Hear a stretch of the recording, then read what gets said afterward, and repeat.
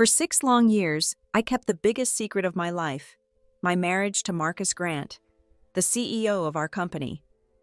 But what hurt the most wasn't the secrecy. It was watching my son Sam call his own father Uncle Marcus all these years. Every time he said those words, a piece of my heart broke. The final straw came when Marcus missed Sam's birthday. He was too busy with his secretary, Tiffany, to even send our son a message. That day, I made my decision. I pulled out the divorce papers I had been hiding in my desk drawer for months, packed our belongings, and prepared to leave this chapter of our lives behind. Marcus, always so composed in business meetings, completely lost his calm when he discovered we were gone. He stormed through the office, demanding to know where I was. But this time, Sam and I had vanished without a trace. We needed a clean break. It all began with a simple resignation letter. I walked into Manager Chen's office with a carefully crafted story. I told him I was moving overseas for further studies, explaining that Sam's father lived in Australia and we needed to reunite our family. Manager Chen believed every word. His response showed how well our secret had been kept. Everyone really thought I was a single mother. That same day, fate had one more cruel joke to play. As I left Manager Chen's office, I saw Marcus and Tiffany walking together. The sight of them made my stomach turn. There was Marcus, my boss, my secret husband, and my child's father, treating his secretary with more care and attention than he had shown me in years. My mind wandered back to 7 years ago, when I was just his personal assistant. One night of shared drinks led to unexpected consequences, and 9 months later, Sam came into our world. We got married in secret, thinking it was the best solution. Now, 6 years later, I realized how wrong we had been. Tiffany held her report in one hand, while her other hand gripped Marcus's expensive suit jacket. They walked so slowly, so carefully, as if they were in their own private world. When we passed each other in the hallway, my heart betrayed me. I called out his name, forgetting for a moment that we were supposed to be strangers at work. His response cut deep. "Assistant Bell," he said, his voice cold and professional. That single moment captured our entire relationship, distant, hidden, always maintaining appearances. I wanted to hand him my resignation letter right there, but seeing him with Tiffany made it clear he probably would not even care. As I stood there, my phone started buzzing, pulling me back to reality. My heart stopped when I read Sam's message on his smartwatch. "Mom, will Dad come back to celebrate my birthday?" I turned around, unable to stop myself. There was Marcus, bent down close to Tiffany, speaking to her with such gentleness. When someone walked past them, he moved his arm to protect her, his eyes full of warmth, the kind of warmth he never showed us. Despite the pain in my chest, I sent Marcus a message. "It's Sam's birthday today. Are you free tonight?" I watched him from across the hallway as he picked up his phone. 3 seconds. That's all the time he gave to reading about his son's birthday before putting the phone away, his face unchanged. The message sat there, unanswered. Looking at my phone screen, I felt foolish. When would I learn? Marcus's heart was cold when it came to us. I put my phone away and walked out of the building, reminding myself that soon Marcus would be free of his unwanted family. At the kindergarten, Sam's face lit up when he saw me. "Mom, today is my birthday," he announced proudly, then quickly followed with, "Mom, will Dad celebrate with me?" We stood there on the busy street as tears filled my eyes. Before I could answer, my phone rang. Marcus's reply came unexpectedly. "I'll be home. I'm free." I could hardly believe it. My heart jumped with hope as I told Sam, "Don't worry, Dad will come home." Sam burst with joy, jumping into my arms. This would be the first time in 6 years that Marcus agreed to spend our son's birthday with him. That evening became a labor of love. I prepared a special dinner, making all of Sam's favorite foods. He finished his homework early, eager for his father's arrival. 1 hour passed, then 2, then 3. I sent several messages asking about his arrival time, but received nothing but silence in return. Sam's face showed understanding beyond his years. "Mom, is Dad just too busy?" he asked quietly. His words felt like a knife to my heart. I couldn't find the right words to explain. All I could say was, my world stopped when I saw Tiffany's social media post. "Today was great. I really enjoyed today," she wrote beneath a photo of an expensive meal at a high-end restaurant. Though her face wasn't shown, I spotted something that made my blood run cold. Our wedding ring. The same ring Marcus and I had chosen together years ago. He wore it on his left pinky finger now, a signal to everyone that he was single. The ring meant to represent our love had become his badge of freedom. The reality hit me hard. While our son celebrated his 6th birthday alone, Marcus was enjoying a romantic dinner with his mistress. But something strange happened then. All my anger and hurt just faded away, replaced by an unusual sense of peace. I liked the post, set down my phone, and turned my attention to Sam, helping him with his birthday hat. Under the soft glow of candlelight, Sam made his birthday wish. "My birthday wish is to always be with Mom," he said, his small hands clasped together in prayer. I captured the moment with my phone, knowing then that my decision to leave was right. It had grown from a tiny seed of thought into an unshakable certainty. That night, we didn't mention Marcus once. Looking back, it felt like it had always been just Sam and me in that house anyway. After tucking Sam into bed, I pulled out the divorce papers I'd prepared months ago. Any doubts I might have had vanished completely. Marcus finally came home at 2 a.m. When he noticed the birthday cake still sitting on the table, a flicker of guilt crossed his face. "Sorry, I forgot," he mumbled. I nearly laughed. I had sent him countless reminders. Was he really that forgetful? Or was he just too wrapped up in Tiffany to care about anything else? I turned to the last page of the divorce papers and held them out to him, trying to keep my voice steady. But before I could speak, his phone rang. It was Tiffany, her voice filled with panic. "Chairman Grant, the power went out at my place. Could you come over? I'm so scared." Marcus jumped to his feet immediately, his face full of concern. "Wait for me. I'll be right there," he promised her. He signed the divorce papers without even reading them, too preoccupied with Tiffany's call to care what he was signing. I stood silently as he rushed out the door, thinking to myself, "Marcus, remember this moment. You chose to walk away from your family." The next morning at the office, Marcus approached me first, holding an elegantly wrapped gift box. "It's Sam's birthday present," he explained. "I forgot to give it to him yesterday." I opened Marcus's gift with curiosity, only to find a small dog toy inside. My heart sank.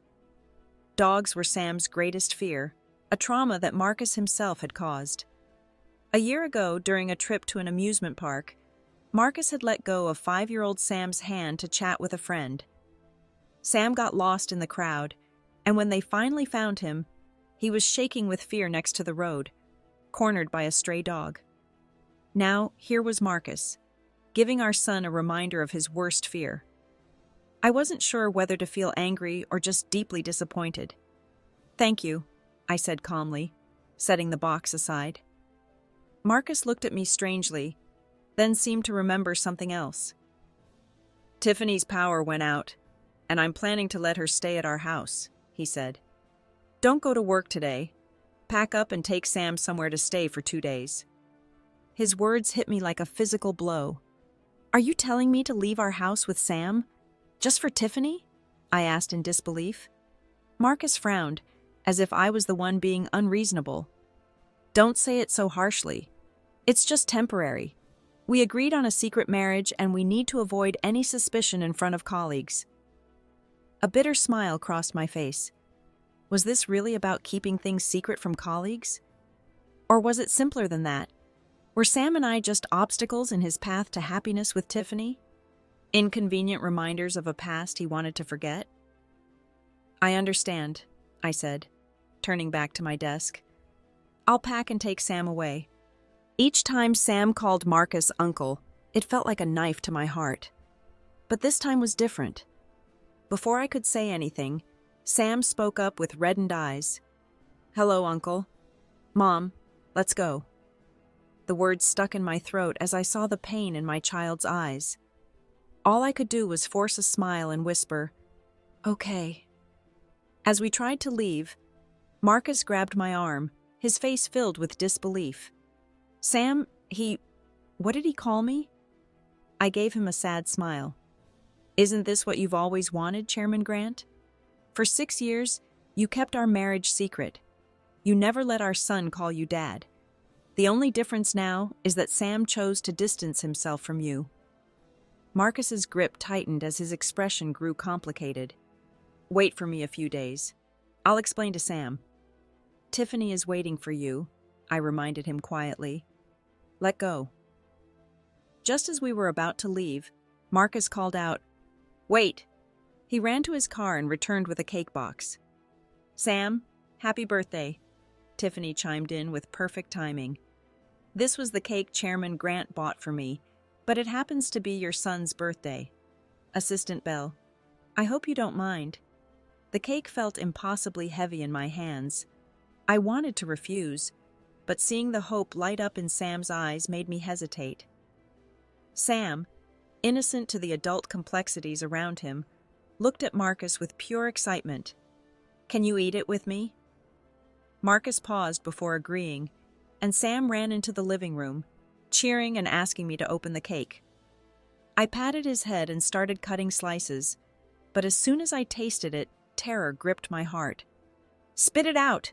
You can't eat this! I practically shouted, snatching the cake from Sam's hands. My frantic reaction made Marcus's face darken. Olivia, are you crazy? He demanded. I looked up at him, my eyes burning with tears. Sam is allergic to mangoes. Didn't you know that? Marcus's face drained of color. I'm sorry. I didn't know. Another apology. Since Sam's birth, I had heard those words countless times from Marcus. Sam looked at his father, his young face showing a wisdom beyond his years. The hope in his eyes had vanished completely. It's okay. They didn't know. It's normal.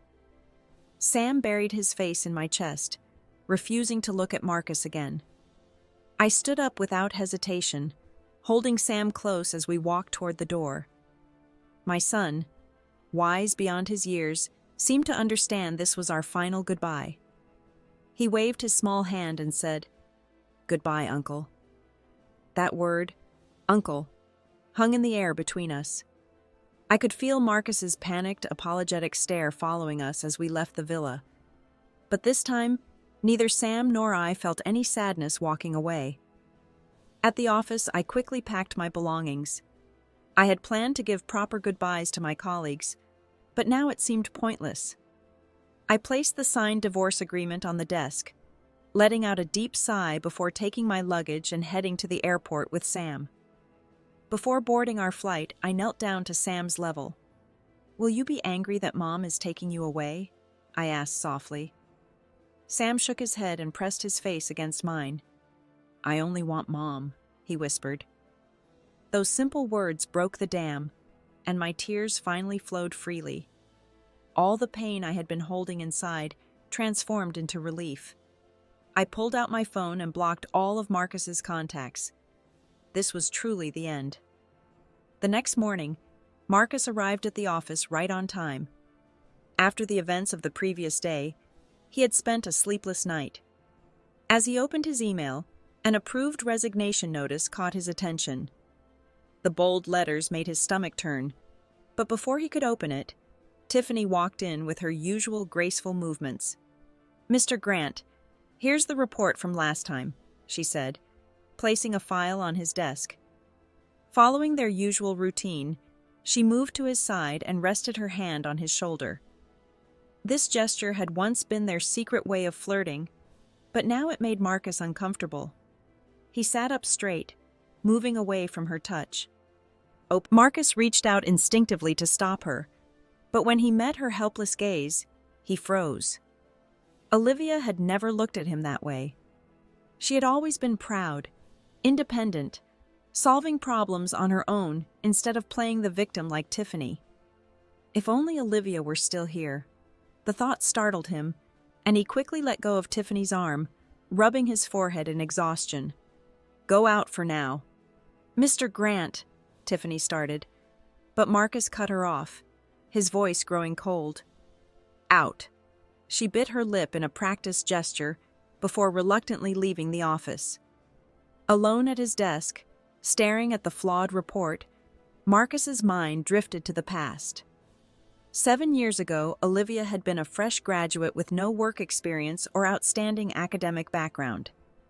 Among many excellent candidates, she hadn't stood out on paper, but she was the only one who succeeded during the internship.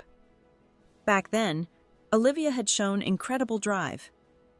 When she didn't know how to create a report, she would persistently seek help from senior employees.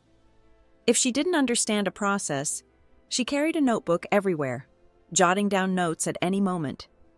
She was always available when needed, arriving with the best solutions in record time. At business events, she had an uncanny ability to memorize everyone's names, positions, and unique characteristics. Her constant refrain had been, "Mr. Grant, next time I'll do even better." If being a secretary had a perfect score, she would have achieved it effortlessly. Marcus remembered how others had envied him for having such a capable secretary. But everything changed after that one unplanned night. Marcus still couldn't understand why he believed Olivia had schemed her way into his bed. He only knew that when he woke up beside her the next morning, all his admiration turned to disgust. The respect he once held for her professional capabilities vanished, replaced by an irrational revulsion. Marcus had married me because of our child, but he never truly accepted our family. He deliberately chose Tiffany, someone completely different from me, as if rebelling against his married life. Now, watching Tiffany become increasingly difficult to handle, he felt a deep sense of weariness. The image of me and Sam walking away kept flashing in his mind, making his heart race. Perhaps, he thought, it was time to end this childish behavior. Maybe after all these years, something had changed in him. At 6 that evening, Marcus attended an important business banquet with Tiffany. It had been a full day since he'd last seen me, and he found himself distracted, barely able to focus on the conversations around him. The thought that he might have gone too far this time kept nagging at him. He downed his wine in one gulp and pulled out his phone, wanting to text me, but a business partner approached him about their pending proposal. Marcus quickly pushed his personal thoughts aside and switched into work mode. Just as the discussion was gaining momentum, a discordant voice cut through the professional atmosphere. Marco shook his head disapprovingly. Secretary Bell was so different. Smart, capable, and most importantly, she knew how to conduct herself professionally. I've tried to recruit her several times, but she always declined. The others laughed knowingly, remembering their own failed attempts to poach me from Polaris. Back at the banquet, Marcus stared at Tiffany, his anger barely contained. "Tiffany, look at what you've done!" Tiffany's eyes immediately welled with tears, playing the role of the wronged innocent. "Mr. Grant, what did I do wrong? I just wanted to share something with you. Was that so terrible?" Her voice grew increasingly distressed until she was sobbing, drawing curious and judgmental looks from other guests. Marcus felt trapped. He couldn't scold her in front of everyone without making the situation worse. Swallowing his fury, he muttered through clenched teeth, "You're not at fault. It's my fault." He gripped his wine glass so tightly it threatened to shatter. Misreading his response as forgiveness, Tiffany quickly dried her tears and threw herself into his arms.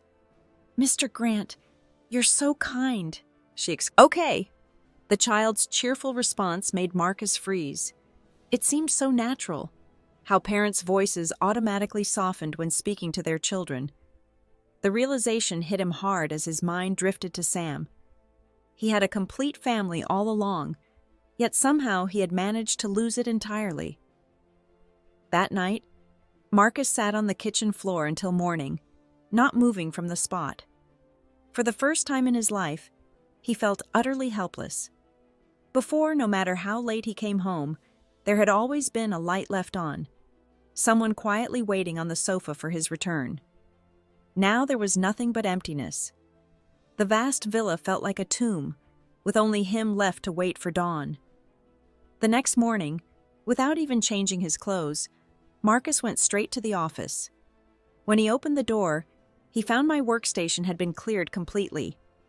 The desk was spotless except for a single thin file that seemed to mock him with its presence, like Pandora's box waiting to be opened.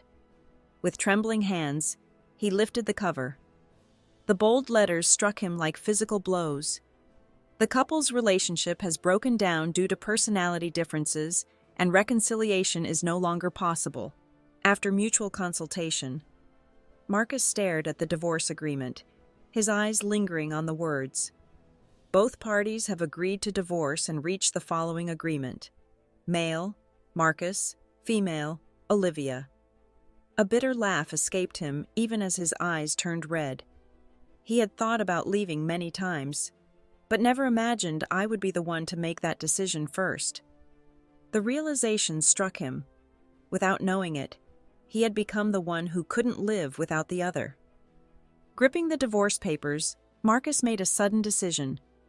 He would go to Australia. He would find me. He would demand answers. After all, I had started everything. Why should I leave without explaining myself? His steps quickened with determination as he strode toward the office exit. Just as he turned the corner, he collided with a cloud of perfume. "Mr. Grant? Hey, where are you going?" Tiffany's voice grated on his nerves. "You didn't even send me home last night. I had to stay at a hotel. I'm upset about that." She stood pouting, trying to look cute. "Leave."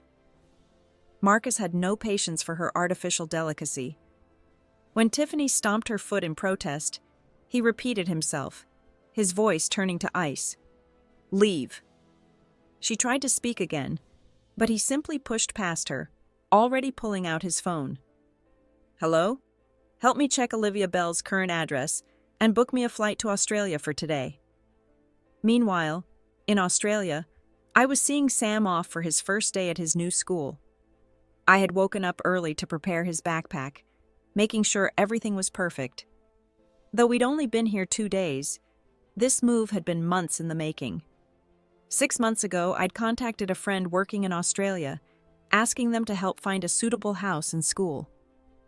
I hadn't planned to come quite this soon, but my habit of careful preparation had saved us. Looking back, I felt grateful for that tendency to plan ahead. It had given us a soft landing. And despite everything else, I had to acknowledge that Marcus had never been stingy with money during our marriage. At least that had made the transition easier. After watching Sam climb aboard the school bus, I adjusted my coat and turned toward home. That's when I heard it. A voice I knew all too well. I turned stiffly at the sound of his voice. There stood Marcus, looking more worn than I'd ever seen him. Wrinkled clothes, stubbled chin, exhausted eyes. Yet even disheveled, he was handsome. That same handsomeness that had once captured my heart. Few knew that I had applied to the company because of him. Marcus had been my senior in college, 3 years ahead of me. One glimpse of him at the welcome party had stolen my heart completely. I hadn't come from a prestigious background or been blessed with striking looks. All I had was my determination and intelligence. So for 4 years, I threw myself into studying and working, taking every exam and internship opportunity I could find. That effort finally earned me an interview at North Star, giving me the right to stand proudly before Marcus and tell him my name. It had taken 5 years to get close to Marcus, but one night had been enough to destroy everything I'd built. Now I forced a smile, clinging to whatever dignity I had left. Marcus paused before looking up at me. "Olivia, I don't agree to the divorce. I nodded, having expected this response. It's fine. I can wait. I'll even agree to separate for 3 years. The coffee cup slammed onto the table, the sound echoing through the room. Olivia, do you really want to leave me that badly? Don't forget, 6 years ago it was you who climbed into my bed first. My heart throbbed with pain as understanding finally dawned. I looked at him in disbelief. Marcus, so this is how you felt all these years. No wonder. No wonder after that morning, your attitude changed completely.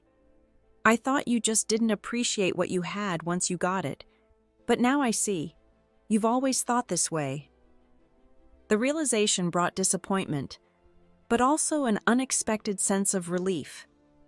I lowered my eyes, focusing on the coffee cup in my hands to hide the mix of emotions crossing my face. I spoke softly, my voice barely above a whisper. Marcus, have you ever thought that I might be the victim here? Marcus stared at me, stunned into silence. The memories of that night flooded back. Marcus had been drunk, and I had helped him to the reserve suite. After helping him clean up, I placed a glass of warm water by his bed and turned to leave. That's when he grabbed my hand, pulling me roughly onto the bed. I had struggled and screamed that night, but it was useless. After 4 years of secretly admiring Marcus, I never imagined our first intimate moment would happen like this. After it was over, I spent the entire night trying to convince myself it was okay. After all, hadn't I liked him? But Marcus remembered nothing the next morning, and I learned to live with that too. Telling myself the pain didn't matter. Now, looking at him, I felt only calm. Let the past be the past. Marcus, please stop interfering with my life. What did you mean by that? Just now? Marcus's voice was confused, his thoughts clearly in chaos. It's nothing. I have things to do. Please leave. Before walking out the door, Marcus said one last thing. Don't agree to the divorce. When I've thought things through, I'll come find you again. Life moved forward. I began my studies in Australia, free from work distractions, spending more time with Sam. He gradually forgot the unpleasant memories, making new friends in our new home. I dated casually during this time, though marriage never crossed my mind. Marcus visited Australia occasionally to see Sam, perhaps trying to repair their relationship. When Sam asked about these visits, I didn't refuse them. After all, Marcus was still his father. Something seemed to shift in Marcus during this time. He began sending money regularly, and when he visited Sam, he would look at me with guilt-laden eyes. I accepted the money but continued living my life, dating other people. Marcus had become nothing more than a chapter in my story, one that no longer had the power to affect me. In the end, I learned that life goes on. Like the dawn breaking after the darkest night, light always returns, with or without the sun we once thought we needed.